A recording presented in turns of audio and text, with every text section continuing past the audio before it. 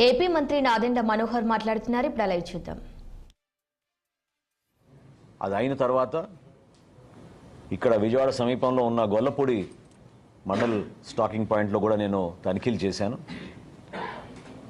అనేక అవకతవకలు, కొలతల్లో తేడా ఇవన్నీ గుర్తించి ఈ సమస్య కోసం లోతుగా మనం అధ్యయనం చేసుకోవాలనే ఉద్దేశంతో కొంచెం కసరత్తు చేసి జూన్ 28వ తారీఖున కాకినాడలో 13 గోడౌన్స్లో తనిఖీలు చేయడం జరిగింది. ఈ 13 గోడౌన్స్లో ఆ రోజు జరిగిన తనిఖీల్లో 51,427 మెట్రిక్ టన్స్ బియ్యాన్ని ఆ రోజు సీజ్ చేయడం జరిగింది. ఆ 51,427 మెట్రిక్ టన్స్లో పరీక్షల తర్వాత 25,386 మెట్రిక్ టన్స్ పీడిఎస్ రైస్గా నిర్ధారించడం జరిగింది.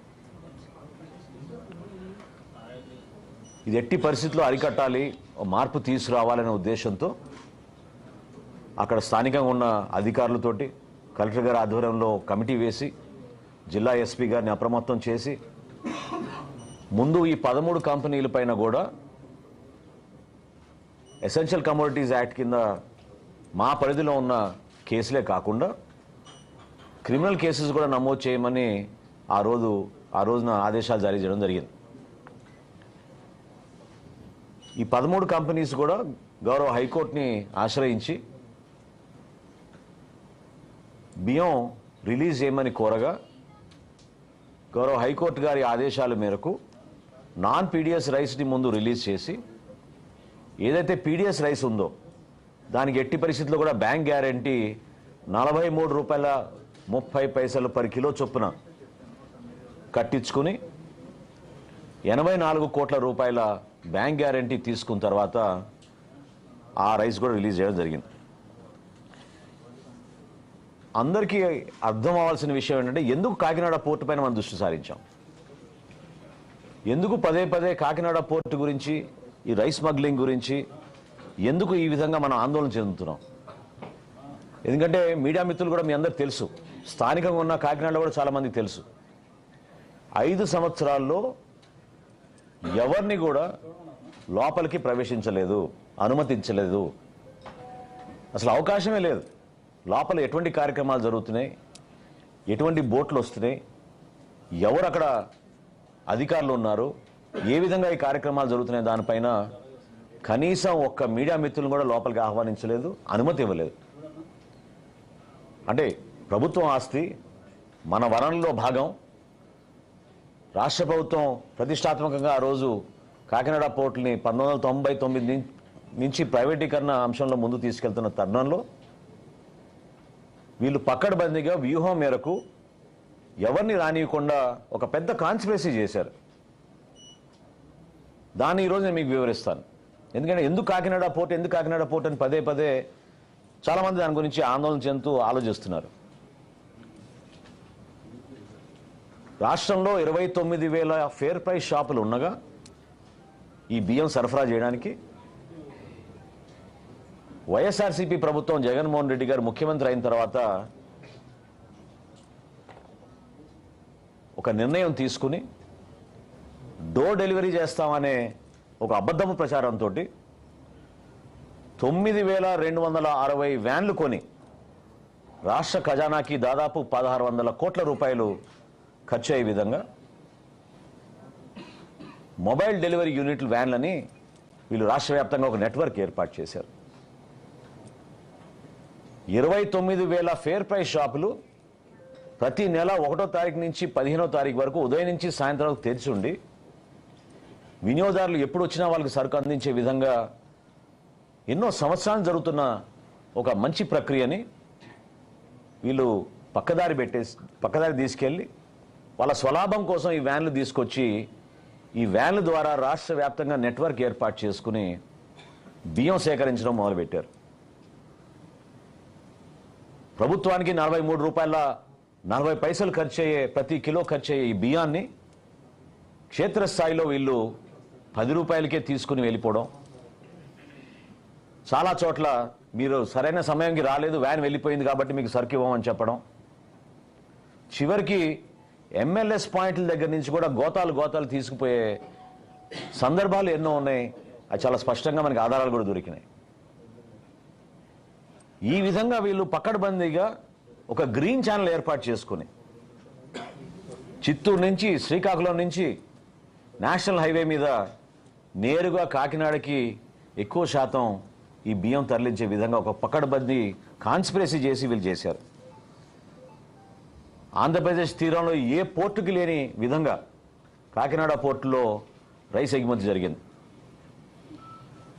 ప్రత్యేకంగా వీళ్ళు ఎప్పుడైతే మెడ మీద కత్తి పెట్టి కాకినాడ సీపోర్ట్స్ లిమిటెడ్ దగ్గర నుంచి వీళ్ళు పోర్టు లాగేసుకుని ఆరోబిందోకు అప్పచెప్పారో ఆ రోజు నుంచి మీరు చూస్తే లెక్కలు ప్రతి ఒక్కరు కూడా ఆశ్చర్యం కలిగిస్తాయి. 3 ఆర్థిక సంవత్సరాల్లో, నేను 5 సంవత్సరాలు కూడా చెప్పడం లేదు, కేవలం గత 3 ఆర్థిక సంవత్సరాలు చెప్తున్నాను.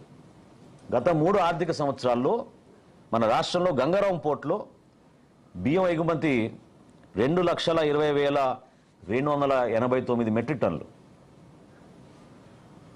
కృష్ణపట్నం అధునాతమైంది, చాలా పెద్ద పోర్టు.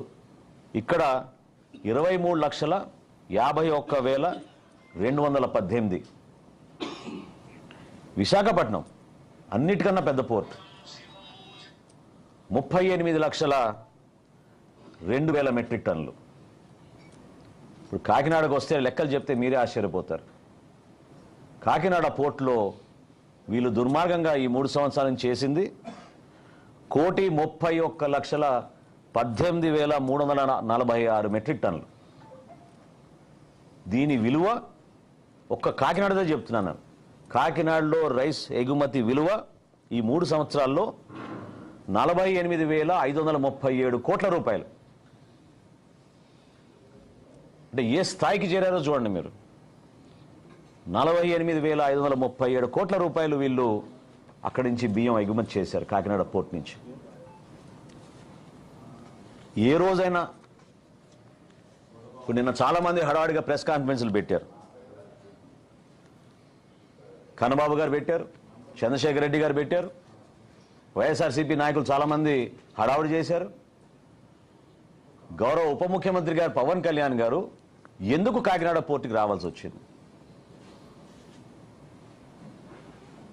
ఈ విధంగా ప్రజలకు సంబంధించిన ఆస్తిని పూర్తి స్థాయిలో ఒక కాన్స్పిరసీ వీళ్ళు తయారు చేసుకుని దుర్వినియోగం చేసి రాష్ట్రానికి నష్టం కలిగిస్తుంటే ఇదేమైనా ఒక వ్యక్తిపై మేము కక్ష కట్టామా? ఒక కుటుంబానికే మేము పరిమితం అయ్యామా? సో దీని వెనక ఎవరున్నారు? ఎంత పెద్ద కాన్స్పిరసీ జరిగిందంటే జగన్మోహన్ రెడ్డి గారి ప్రభుత్వంలో ఆయనే ముఖ్యమంత్రి, ఆయనకి తెలియకుండా జరగదు కదా ఇది. ఆరోబిందో రియాలిటీకి కాకినాడ సీ పోర్ట్స్ ఎందుకు 41% వాటా ట్రాన్స్ఫర్ చేసింది? ఏ సందర్భంలో చేసింది?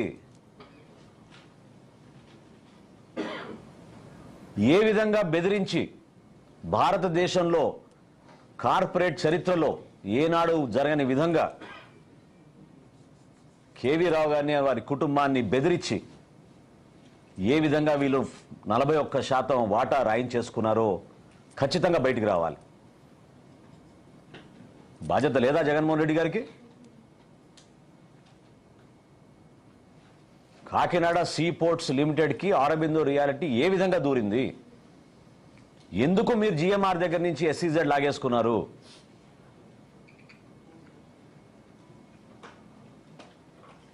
దీనికోసమే మీరు ఆ పోర్టుని పూర్తిగా మీ చేతుల్లోకి లాక్కోవడానికి, ఈ విధంగా దందా చేయడానికి, అంతిమంగా రాష్ట్ర ప్రజలకి నష్టం జరిగే విధంగా కేవలం మీరు మీ కుటుంబ సభ్యులే ఇందులో బాగుపడే విధంగా ఒక ప్రణాళిక సిద్ధం చేసుకుని చివరికి దేశ భద్రతను కూడా మీరు పక్కన పెట్టారు. పవన్ కళ్యాణ్ గారు అన్న మాటల్లో ఏం తప్పు ఉంది చెప్పండి? గంజాయి స్మగ్లింగ్ అక్కడి నుంచి జరగదని రూల్ ఏమైనా ఉందా? ఇతర దేశాల నుంచి మీరు వెపన్స్ తీసుకురారని రూల్ ఏమైనా ఉందా? ఎందుకు ప్రశ్నిస్తున్నాం అంటే 2200 ఎకరాల కాకినాడ సీపోర్ట్లో కేవలం 20 మంది పోలీసులు పెడతారా మీరు? ఓన్లీ 20 అంటే షిఫ్ట్కి 6. ఇదే మీరు చేపట్టిన భద్రత ఈ 5 సంవత్సరాల్లో? దీన్ని ప్రశ్నించాం. ఏమైపోతుంది రేపటి రోజున అక్కడ పొరపాటు జరిగితే? ఎందుకు ఈ ఉదాసీనత? ఇంత భారీ స్థాయిలో టర్నోవర్ జరుగుతున్నప్పుడు ఇతర దేశాల నుంచి ప్రతిరోజు ఏ సందర్భంలోనైనా సరే కనీసం 10 నుంచి 12 వెసల్స్ ఉంటాయి అక్కడ. 2 పోర్ట్లు కలుపుకుంటే 15 నుంచి 16 వెసల్స్ ఉంటాయి. ఎందుకు ఈ విధంగా దుర్మార్గంగా పనిగట్టుకొని కాకినాడకి చెడ్డ పేరు తీసుకొచ్చింది ఎవరు? కాకినాడని ఒక స్మగ్లింగ్ డెన్గా మార్చింది ఎవరు? ఎందుకు మాట్లాడలేదు ఆ రోజున మీరు అందరు ప్రెస్ మీట్లు పెట్టి? ఎవరు మీ బాసులను ప్రశ్నించినప్పుడు ఇప్పుడు అర్థమవుతుంది మీకు ఎవరు మీ బాసులు. పోర్టు లాక్కుంది ఆరోబిందో. ఆరోబిందోకి అసలైన బాస్ ఎవరు?